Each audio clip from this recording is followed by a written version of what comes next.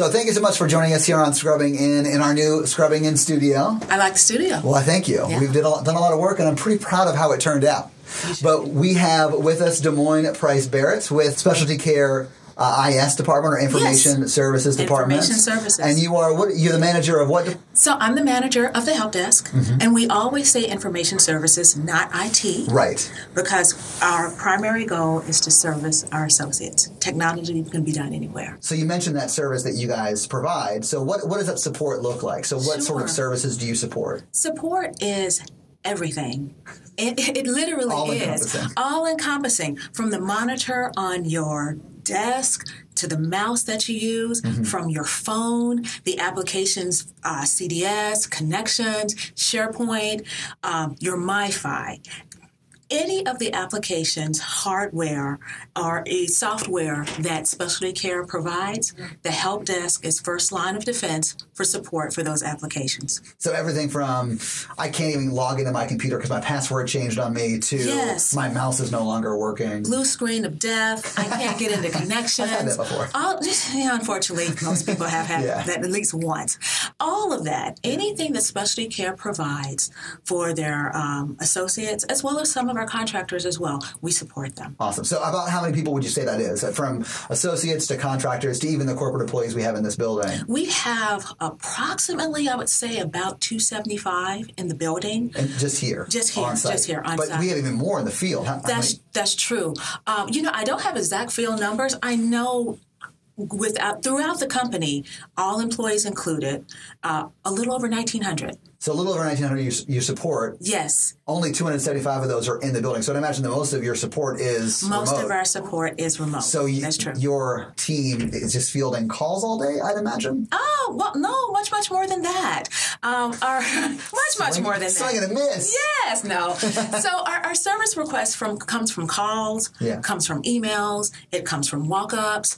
Wherever the question comes from, that's how we answer it. And in order to prioritize and make sure everyone is taken care of, we prefer that our service request comes in through calls, which is our 800 number, the 828-9872, or either an email sent to the IS Help Desk at ishelpdesk@specialtycare.net. So that's the quickest way in order to be serviced. So you guys are supporting anywhere between 1,900 and 2,000 employees and vendors and contractors, I should say. Contractors, yes. Our contractors range in number around 400. Oh, wow. So it's even more than 2,000. Exactly. So when you look at it in a grand scheme of things, we have 6 people who are supporting 1,900 plus employees. Your team is only 6 contractors. people. Yes, and there are 6 of us. We're a happy bunch, though. So you guys work a lot. We do. And you guys start your day at 6 a.m., I heard? Yes, and then I'd imagine, and the main reason I wanted to talk to you is because you guys support those that actually support those in the ORs. Exactly. So you guys are providing support for agents that are actually going to the ORs, and surgeries happen around the clock. They do. So you guys are either staffed and on call 24 hours a day, I'd imagine. Right. Well, it works out a little bit differently because there is an IONM service line that has their own specialized help desk. Right. So our help desk handles the 10 service lines. We field calls, questions, and service requests from all 10 service lines. Right. We're open from 6 in the morning until 7 p.m. Central Standard Time.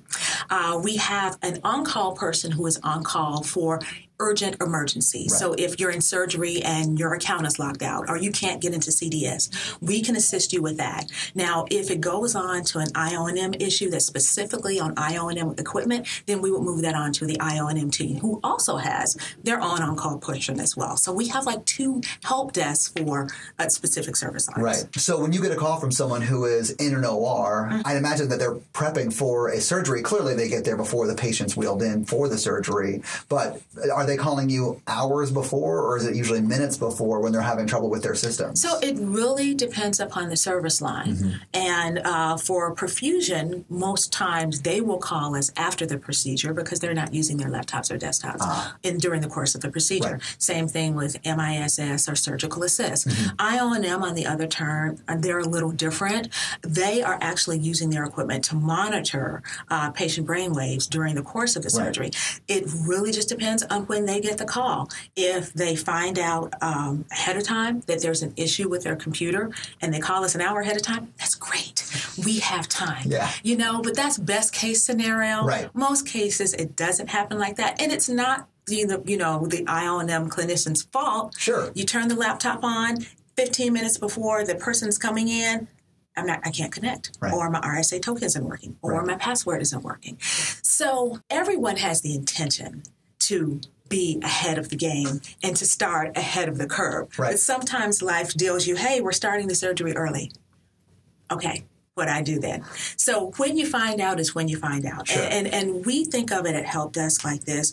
When you call us, we're here to service you. Mm-hmm. Now, based upon the urgency, if you're after the case, as opposed to before the case, that would be a normal ticket that a level 1 person would take that ticket for, and then a level 2 rep would call that person back within a timely amount of time. Yeah.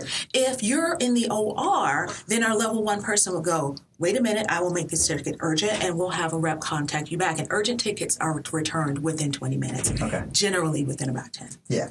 Well, because, there's a sense of urgency at that point because you have a patient potentially waiting, hopefully not waiting yet, but sometimes you want to beat that clock. You do. And we kind of think of everything with a sense of urgency, of course. When you call, it's urgent because it's important to you. Right. It just depends on how our call queue looks. Someone who's rolling into the operating room does get priority over someone who needs a printer installed. Sure. But still, you need your printer installed. Yeah. So we're here to service that as well. So I'd imagine with these calls you're getting either post-surgery or pre-surgery or just from people who need printers installed or their mice? Nieces. That's okay, I don't know what's correct. It's all right. We'll go with either one. How many would you guys say that you guys field? How many calls would you field versus tickets? Well, last year we took a little under 12,000 calls. Wow. And that was 6 of you? And that's a 6 associates. That's a lot. 6 associates took 12,000 calls. The tickets that the help desk handled, those particular 6 associates, little bit under 8,000, around 7,759, something like that. And those were there you go. And those were tickets that were exclusively handled by the help desk. Right. Our goal is to always handle the issue if we can. However, if it needs to be escalated, then we'll move the ticket on to the next team, whether that be technical infrastructure or CDS or Salesforce. But our goal is initially to service you right when that level 2 person gives you that call back. Sure. If needed, then we escalate. Sort of a first call resolution. When you call in the first time, we either call you back if it's an urgent situation and you're in the OR waiting, we call you back within 20 minutes and try and resolve it right then. Totally. You don't want to have them keep, creating more tickets if you can resolve it right then. Right, exactly. Yeah, awesome. Yeah. So I do know, and you mentioned RSA once already, but RSA is something that you guys worked over a lot over the course of last year. Yes, we did. The entire information services team were just integral in making sure that RSA was deployed. And so RSA is our 2-factor authentication software that we use. That is terribly important, being a healthcare facility to have 1-factor authentication just wouldn't do. Yeah. We need to protect our data as well as the data of our customers. Sure, because you've got patient information on those laptops. Right. That's totally true. So you've got to protect that from a HIPAA compliance standpoint, but also an ethical standpoint. Keep it safe. Exactly. And when you're going into a new hospital to sell specialty care, how much better is it when you can say, hey, your data will be safe. We have 2-factor authentication. Yeah, absolutely. So that was a huge project. I would just really say all of information services really dug in to make that happen. All of us worked over and beyond. And it was an important project to deploy. And we got it done. And so I'd imagine, and I know it was working over the course of months last year that you were implementing this. Third quarter mostly, Okay, so within the third quarter, you were able to get the entire company on RSA? Yes. Or using the RSA token? Using the RSA token, yes, as well as our POIs. Our contractors. So that's roughly 2,400 people? Yeah. Or give or take? Give or take. How many contractors we have? Exactly. That's a lot of people to implement a new policy procedure, especially one that can be seen by the end user as an annoyance. Right. And it's not that they don't understand or that they don't have the buy-in. It's just an extra step for them. When you're clinical, we totally get it that's one more thing. Yeah. But I can remember the days when a password could just be generic. Like password one. Exactly. Yeah. And everybody was fine with that. Pretty sure that's not HIPAA compliant anymore. It is not HIPAA compliant anymore. And, as technology changes, we have to change with it. Yeah. And hackers work every day to try and infiltrate systems. We have to be 1 step, 2 steps, 3 steps ahead of them. Exactly. That's information that can be sold. Yeah. We have to protect that. And so this was something that was a must. It was a edict by our VP, Larry Grobner, John Arena, that this was a must to protect our data and our patient data. Mm-hmm. And we worked together and got it done along with a great executive team and all of those people who just really pulled in to make sure that it was understood. Marketing, why this was important and why this had to happen. Yeah. And really, our company, our employees fell in line because ultimately it's for the benefit of the patient. Yeah. So were there any moments over the course of, let's say, last year that you're particularly proud of that your team accomplished? Okay, that's a good question. Each and every day, I am so proud of my team. 6 people, including me, who service 1,900 plus employees and contractors who show up every day with a positive attitude, who are patient and who are kind. I think they do an excellent job. And on a daily basis, I'm very proud of them. So I would literally say that every day is my proudest moment with my team because I think my team is exceptional. That's the sweetest thing I've ever heard a manager say in my life. But I sort of would have to agree with you because I do requests to your team all the time. And is John on your team? John is not on my team. Okay. John was actually promoted from help desk to technical infrastructure, but he came from help desk. There you go. Yeah. But so John, and now I guess his replacement comes over all the time. Yeah. So yes. I deal with Nasir all the time, and they're great. They're very professional, and it's a little bit different for me because I'm actually in the office. They can just run to my office and we talk, and they fix whatever the issue is. Right. I'd imagine it's a little bit different experience for those who are on the phone.